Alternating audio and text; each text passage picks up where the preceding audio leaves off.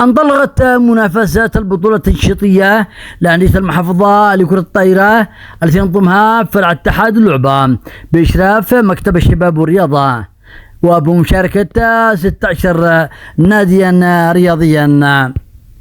مدير عام الشباب والرياضة علي حشوان أوضح أن البطولة تأتي لإتاحة الفرصة للأندية واللاعبين لإعداد الجاهزية الفنية واكتشاف المواهب. بسم الله الرحمن الرحيم.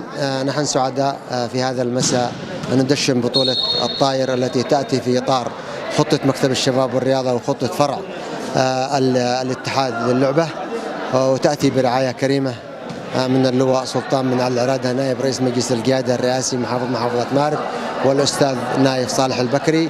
يشارك في هذه البطولة 16 نادي من أندية المحافظة، يشارك فيها أكثر من 280 لاعب. نحن سعداء بما يحقق في محافظة مأرب من أنشطة وفعاليات مستمرة في كافة الأنشطة والفعاليات لكافة الاتحادات، وإن شاء الله بإذن الله بأن القادم سيكون أفضل في هذه المحافظة. جمعت مباراة الافتتاح نادي الوطن من حريب ونادي العمود من لجوبة، وانتهت بفوز نادي الوطن بشوطين دون مقابل. حضر الافتتاح أمين عام جائزة رئيس الجمهورية للشباب عبد الرحمن عقيل. لقناة عدن الفضائية محمد القداسي، محافظة مأرب.